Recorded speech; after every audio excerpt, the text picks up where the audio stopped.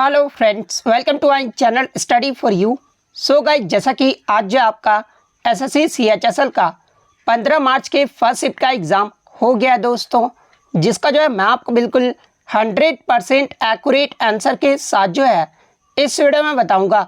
तो देख लेते हैं कि किस प्रकार के जो है आज आपके 15 मार्च के फर्स्ट शिफ्ट के एग्ज़ाम में जो है प्रश्न पूछे गए हैं। उससे पहले एक बात और दोस्तों, कि जिन्होंने भी अगर चैनल को सब्सक्राइब नहीं किया है तो एसएससी सीएचएसएल एग्ज़ाम से रिलेटेड पल पल की अपडेट के लिए जो है चैनल को सब्सक्राइब ज़रूर कर दीजिएगा। और बगल में ही आपको एक बेल आइकन यानी घंटे का निशान भी दिख रहा होगा, तो आप उसे भी जो है ज़रूर प्रेस कर दीजिएगा। तो चलिए वीडियो को स्टार्ट करते हैं। तो आज का जो आपका पहला क्वेश्चन आया था कि पृथ्वी 2 मिसाइल, इसका जो सफल परीक्षण है ना, ये कहाँ से किया गया है। तो देखिए, मैं आपको बता दूं कि पृथ्वी 2 मिसाइल का जो सफल परीक्षण है ये आपका 10 जनवरी 2023 को उड़ीसा के चांदीपुर से जो इसका सफल परीक्षण किया गया है। तो उड़ीसा का चांदीपुर आपका यहाँ पे करेक्ट आंसर होगा। इसके अलावा बात कर ले पृथ्वी 2 मिसाइल के बारे में, तो देखिए पृथ्वी 2 मिसाइल जो है एक आपका स्वदेशी रूप से विकसित सतह पे सतह मार करने वाला जो है एक आपका बैलिस्टिक मिसाइल है। और इस मिसाइल को जो है ये आपका DRDO यानी defence research and development organisation के द्वारा जो है इसे विकसित किया गया है। और इससे पहले के शिफ्टों में आपसे पूछा गया था कि पृथ्वी 2 मिसाइल को जो है ये किस कार्यक्रम के तहत जो है ये विकसित किया गया था। तो देखिए, मैं आपको बता दूं कि पृथ्वी 2 मिसाइल को जो है ये आपका IGMDP यानी एकीकृत निर्देशित मिसाइल विकास कार्यक्रम के तहत जो है इसे विकसित किया गया था। तो ये कार्यक्रम का नाम भी आपको ध्यान में रखना है। अगर बात कर ले DRDO के वर्तमान अध्यक्ष कौन है, तो ये आपके डॉक्टर समीर V कामत है। तो ये फैक्ट भी आपको ध्यान में रखना है।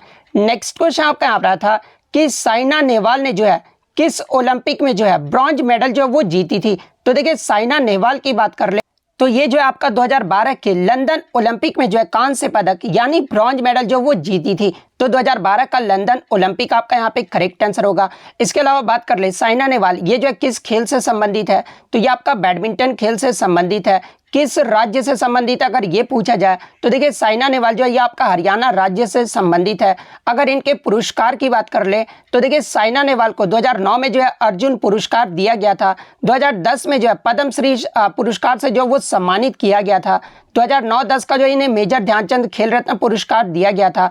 और 2016 में जो इन्हें पद्म भूषण पुरस्कार से सम्मानित किया गया था। तो ये सारे फैक्ट जो आपको ध्यान में रखना है। इनके जो आपके एक जाना माना नाम है जो कि PV सिंधु का नाम आता है, ठीक है। तो देखिए PV सिंधु जो है जो आपका 2016 में जो आपका रियो ओलंपिक हुआ था ना, उसमें जो है PV सिंधु ने जो है सिल्वर मेडल यानी जो आपका रजत पदक जीती थी। तो ये फैक्ट भी आपको ध्यान में रखना है। इसके अलावा PV सिंधु की बात कर ले तो जो आपका टोक्यो ओलंपिक हुआ था ना 2021 में हुआ था, जिसमें PV सिंधु ने जो है कांस्य पदक यानी ब्रॉन्ज मेडल जीती थी। तो ये फैक्ट भी आप ध्यान में रखिएगा। नेक्स्ट क्वेश्चन आपका यहाँ पर आता है कि किस अनुच्छेद में उल्लेख किया गया है कि संघ की जो राजभाषा है ना ये आपका हिंदी तथा लिपि जो है ना वो आपका देवनागरी होगा। तो देखिए, मैं आपको बता दूं कि अनुच्छेद 343 में ये आपका उल्लेख किया गया है कि संघ की जो राजभाषा ना ये आपका हिंदी होगा तथा लिपि जो है वो आपका देवनागरी होगा। तो अनुच्छेद 343 आपका यहाँ पे करेक्ट आंसर होगा। इसके अलावा मैं आपको बता दूं कि हिंदी को राजभाषा का दर्जा ये जो है कब दिया गया था। तो देखिए, हिंदी को राजभाषा का जो दर्जा है ना ये आपका 14 सितंबर 1949 को मिला था। और इसीलिए प्रतिवर्ष भारत में जो है 14 सितंबर को जो है ये आपका हिंदी दिवस के रूप में मनाया जाता है। तो ये फैक्ट भी आपको ध्यान में रखना है। और संविधान के भाग 17 में जो है इससे संबंधित महत्वपूर्ण प्रावधान भी जो वो आपके किए गए हैं। तो ये पॉइंट भी आप ध्यान में रखिएगा। नेक्स्ट क्वेश्चन आपका यहाँ पर था कि US ओपन 2022 पुरुष एकल का खिताब ये जो है किसने जीता है। और ये जो प्रश्न है ना अब तक 3 बार जो है वो आपका रिपीट हो चुका है। तो देखिए, US ओपन 2022 की बात कर ले तो देखिए स्पेन के कार्लोस अल्कराज ने नॉर्वे के कैस्पर रूड को हराकर जो है US ओपन 2022 का पुरुष एकल का खिताब जीत लिया है। तो कार्लोस अल्कराज आपका यहाँ पे करेक्ट आंसर होगा।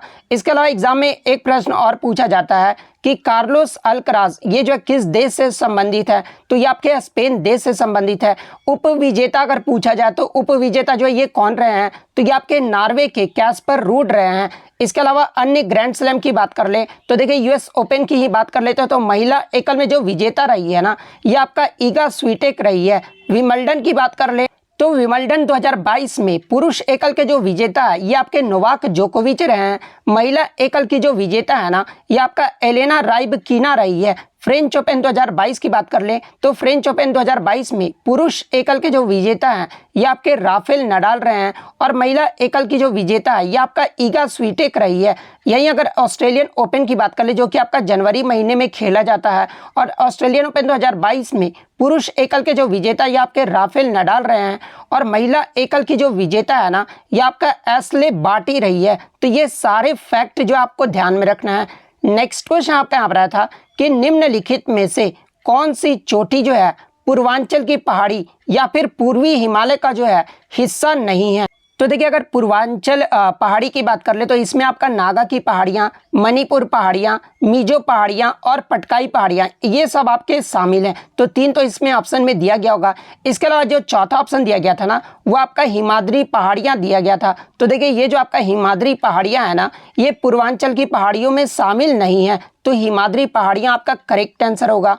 नेक्स्ट क्वेश्चन आपका यहाँ पर था कि गोपिका वर्मा ये जो किस शास्त्रीय नृत्य से संबंधित है।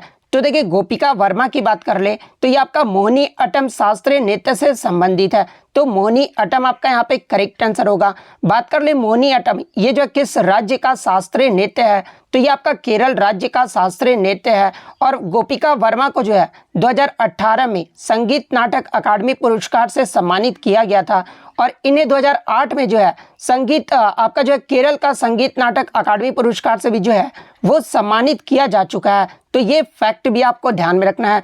इसके अलावा मोहिनी अट्टम के प्रसिद्ध आपके व्यक्ति की बात कर लें तो देखिए ये आपका सुनंदा नायर, कलामंडलम कल्याणी कुटी अम्मा, पल्लवी कृष्णन, श्रीदेवी, जयप्रभा मेनन, विजय लक्ष्मी, हेमा मालिनी ये सब जो आपके मोहिनी अट्टम से संबंधित कुछ प्रसिद्ध हस्तियों के नाम हैं। तो ये फैक्ट भी आप ध्यान में रखिएगा।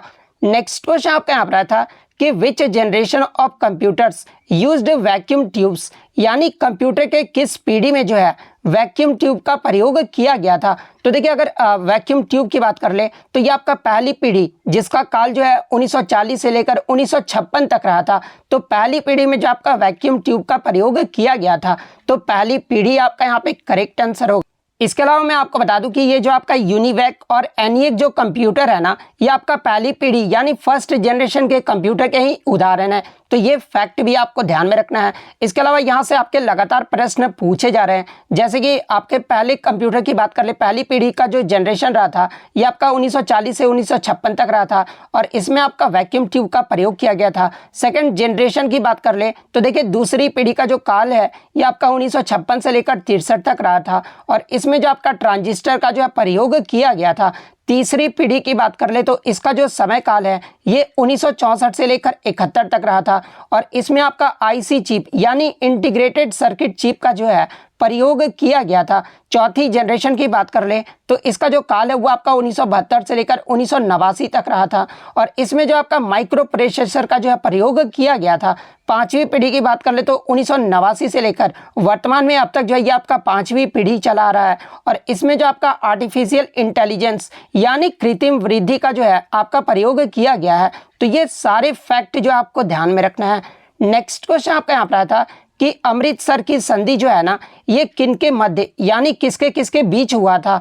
तो देखिए अमृतसर की संधि की बात कर ले तो ये आपका 25 अप्रैल 1809 को महाराजा रणजीत सिंह और अंग्रेजों यानी ईस्ट इंडिया कंपनी के बीच जो है ये आपका अमृतसर की संधि पर हस्ताक्षर किया गया था। तो महाराजा रणजीत सिंह और अंग्रेज आपका यहाँ पे करेक्ट आंसर होगा। अगर कब पूछ ले तो ये आपका 1809 में हुआ था। नेक्स्ट क्वेश्चन आपका यहाँ पर था कि नियासिन ये जो किस विटामिन का रासायनिक नाम है। तो देखिए ये जो आपका नियासिन है ना ये आपका विटामिन B3 का रासायनिक नाम है। तो विटामिन B3 आपका करेक्ट आंसर होगा। इसके अलावा अन्य विटामिन के देख लें तो देखिए आपका जो रतौंधी जो रोग होता है ना ये आपका विटामिन ए की कमी के कारण होता है और विटामिन ए का जो रासायनिक नाम है ना ये आपका रेटिनॉल है। बेरी जो आपका रोग होता है ना ये आपका विटामिन बी की कमी से होता है और विटामिन बी का जो आपका रासायनिक नाम है ना वो आपका थाइमिन है। इसके अलावा स्कर्बी, मसूड़े का फूलना ये सब जो आपके होते हैं ना ये आपके विटामिन सी की कमी से होता है और ये आपका इसका जो रासायनिक नाम होता है विटामिन सी का वो आपका एस्कॉर्बिक एसिड होता है। तो ये आप ध्यान में रखिएगा। इसके अलावा जो आपका रिकेट्स होता है ना ये आपका विटामिन डी की कमी के कारण होता है। और विटामिन डी का जो आपका रासायनिक नाम है ना वो आपका कैल्सीफेरोल है। जनन शक्ति का कम होना ये जो आपका विटामिन ई की कमी के कारण होता है। और विटामिन ई का जो आपका रासायनिक नाम है वो आपका टोकोफेरोल है। विटामिन के की बात कर ले तो विटामिन के की कमी से रक्त का जो धक्का है ना वो आपका नहीं बन पाता है। और विटामिन के का जो आपका रासायनिक नाम होता है वो आपका फिलिक्यूनोन होता है। तो ये सारे फैक्ट जो आप ध्यान में रखिएगा। नेक्स्ट क्वेश्चन आपका यहाँ पर आता है कि कालिदास के द्वारा कौन सी पुस्तक जो वो आपका लिखी गई है। तो देखिए कालिदास के प्रमुख रचनाओं की बात कर ले तो मेघदूतम, अभिज्ञान शकुंतलम, कुमार संभवन, रघुवंशम, ये सब जो आपके कालिदास के द्वारा जो वो आपका लिखा गया है। तो ऑप्शन में आपका मेघदूतम दिया गया था, तो मेघदूतम आपका यहाँ पे करेक्ट आंसर होगा। नेक्स्ट क्वेश्चन आपका यहाँ पर आता है कि भारत और चीन की सीमा जो है ये कितने भागों में बटा हुआ है। तो देखिए मैं आपको बता दूं कि चीन और भारत की सीमा को जो है सामान्यतः आपके 3 क्षेत्रों में जो वो आपका बांटा गया है। और वो 3 क्षेत्र कौन कौन से हैं, तो पहला आपका पश्चिमी क्षेत्र में बांटा गया है, सेकंड आपका मध्य क्षेत्र में, और थर्ड आपका पूर्वी क्षेत्र में जो वो बांटा गया है। तो 3 आपका यहाँ पे करेक्ट आंसर होगा। इसके अलावा एग्जाम में भारत और चीन सीमा के बीच की रेखा का नाम पूछा जाता है। तो देखिए भारत और चीन के सीमा के बीच की जो रेखा का नाम है ना ये आपका मैकमोहन रेखा है, जो कि आपका भारत के उत्तर पूर्वी क्षेत्र और तिब्बत के बीच की जो ये आपका सीमा रेखा है। तो मैकमोहन रेखा ये नाम आप ध्यान में रखिएगा। इसके अलावा मैं आपको बता दूं कि मैकमोहन रेखा का जो प्रस्ताव है ना ये आपका हेनरी मैकमोहन ने 1914 में जो शिमला सम्मेलन में जो वो दिया था। तो ये फैक्ट भी आप ध्यान में रखिएगा। नेक्स्ट क्वेश्चन आपका यहाँ पर था कि the period of revolution of Mars यानी मंगल का जो परिक्रमण जो काल होता है ना वो कितना होता है। तो देखिए मैं आपको बता दूं कि मंगल जो है सूर्य के चारों ओर जो एक परिक्रमा करता है ना वो आपका 687 दिन में करता है। वहीं अगर मंगल की बात कर ले तो अर्थ पर अगर पूछा गया था कि अर्थ पर एक चक्कर जो है कितने दिन में लगाता है, तो देखिए अर्थ पर जो चक्कर है ना वो आपका 1 दिन में लगाता है। तो अगर आपका परिक्रमा के बारे में पूछा गया था तो 687 दिन आपका करेक्ट आंसर होगा। अर्थ पर एक चक्कर अगर पूछा गया था तो 1 दिन आपका करेक्ट आंसर होगा। इसके अलावा मैं आपको बता दूं कि मंगल के उपग्रहों की जो संख्या है ना वो आपका 2 है। और वो 2 कौन कौन से हैं, तो फोबस और डाइमस, ये जो आपके मंगल के उपग्रहों की जो है वो आपका संख्या है। तो ये फैक्ट भी आप ध्यान में रखिएगा। नेक्स्ट क्वेश्चन आपका यहाँ पर था कि राज्यसभा के संदर्भ में कौन सा कथन जो आपका गलत दिया गया है। तो देखिए अगर राज्यसभा की बात कर ले तो ऑप्शन में आपका दिया गया था कि राज्यसभा का जो आपका शामिल होने के लिए जो आपका न्यूनतम उम्र है ना वो 40 वर्ष होना चाहिए। तो ये राज्यसभा के संदर्भ में जो है आपका गलत दिया गया था, क्योंकि राज्यसभा में शामिल होने के लिए जो है आपका 30 वर्ष की आयु होना आवश्यक है। तो ये स्टेटमेंट जो आपका सही है राज्यसभा के बारे में। नेक्स्ट क्वेश्चन आपका यह कहा था कि इनमें से कौन सी पुस्तक जो है रस्किन बॉन्ड के द्वारा लिखा गया है। तो आपके ऑप्शन में दिया गया था कि how to live your life. तो देखिए ये जो आपका how to live your life जो पुस्तक है ना ये रस्किन बॉन्ड के द्वारा लिखा गया है। तो Ruskin how to live your life आपका करेक्ट आंसर होगा। इसके अलावा रस्किन बॉन्ड के अन्य पुस्तक की बात कर ले तो देखिए the room on the roof, ये भी पुस्तक जो है रस्किन बॉन्ड के द्वारा लिखा गया है। The blue umbrella, a flight of pigeons, rusty the boy from the hills, ये सभी जो पुस्तकें हैं ना ये आपका रस्किन बॉन्ड के द्वारा लिखा गया है। नेक्स्ट क्वेश्चन आपका यहाँ पर था कि उपराष्ट्रपति की योग्यता से संबंधित निम्नलिखित में से कौन सा कथन जो है आपका गलत दिया गया है। तो देखिए अगर उपराष्ट्रपति की योग्यता की बात कर ले तो देखिए उपराष्ट्रपति बनने के लिए उसे भारत का जो है नागरिक होना चाहिए, तो आपका पहला योग्यता है। सेकंड बात कर ले तो उपराष्ट्रपति बनने के लिए आपकी जो न्यूनतम उम्र है ना वो आपका 35 वर्ष होना चाहिए। इसके अलावा भारत के उपराष्ट्रपति के चुनाव की बात कर ले तो देखिए उपराष्ट्रपति का जो चुनाव है ना ये संसद के दोनों सदन यानी राज्यसभा और लोकसभा के सदस्य निर्वाचित और मनोनीत दोनों जो है ये आपके निर्वाचक मंडल द्वारा जो है अप्रत्यक्ष रूप से उपराष्ट्रपति का चुनाव जो है वो किया जाता है। इसके अलावा मैं आपको बता दूं कि उपराष्ट्रपति का जो चुनाव होता है ना वो राष्ट्रपति के चुनाव से थोड़ा सा आपका जो है अलग होता है, क्योंकि राज्य विधानसभाओं के जो सदस्य होते हैं ना ये आपके निर्वाचक मंडल के हिस्सा नहीं होते हैं, लेकिन आपके दोनों सदन यानी राज्यसभा और लोकसभा के दोनों सदन के जो मनोनीत सदस्य जो होते हैं ना वो आपके उपराष्ट्रपति चुनाव के लिए जो है निर्वाचक मंडल का हिस्सा होते हैं। तो ये फैक्ट भी आपको ध्यान में रखना है। नेक्स्ट क्वेश्चन आपका यहाँ पर आता है कि प्रकाश का परिवर्तन ये जो है किसके द्वारा होता है। तो देखिए मैं आपको बता दूं कि प्रकाश का परिवर्तन तब होता है ना जब प्रकाश की किरणें एक चिकनी पॉलिश सतह पर गिरती है और वापस उसी माध्यम में लौट जाती है।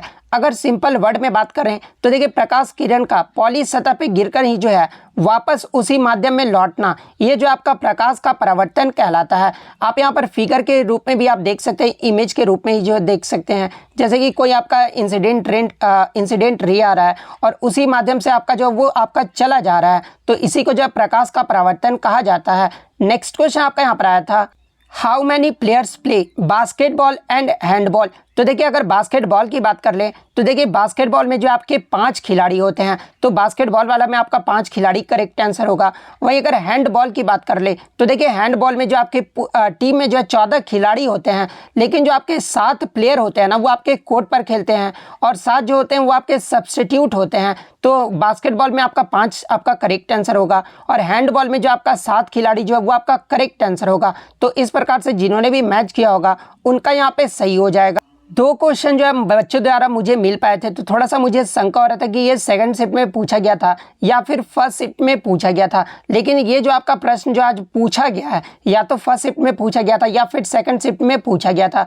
पूछा ये गया था कि who is the author of the book your best day is today, यानी ये जो आपका your best day is today पुस्तक है ना, ये किसके द्वारा लिखा गया है। तो ये आपका अनुपम खेर के द्वारा लिखा गया है, तो अनुपम खेर आपका करेक्ट आंसर होगा। नेक्स्ट क्वेश्चन आपका यहाँ पर आया था कि who is deemed as the queen of thumri, यानी थुमरी की जो रानी है ना, ये किसे माना जाता है। तो देखिए थुमरी की रानी के नाम से जो है ये गिरिजा देवी को जाना जाता है, तो गिरिजा देवी आपका यहाँ पे करेक्ट आंसर होगा। तो ये आप कमेंट करके बताइएगा कि ये सेकंड शिफ्ट में पूछा गया था या फिर आपका फर्स्ट शिफ्ट में ही जो है वो आपका पूछा गया था। तो इतने क्वेश्चन जो है आज मुझे बच्चों के द्वारा मिले हैं जो कि 100% रियल और ऑथेंटिक है। तो अगर वीडियो अच्छी लगी हो तो वीडियो को जो है लाइक ज़रूर कर दीजिएगा और इसी तरह एसएससी के किसी भी एग्जाम का रियल एनालिसिस पाने के लिए जो है चैनल को सब्सक्राइब ज़रूर कर दीजिएगा। तो मिलते हैं नेक्स्ट वीडियो में, तब तक thank you, all the best.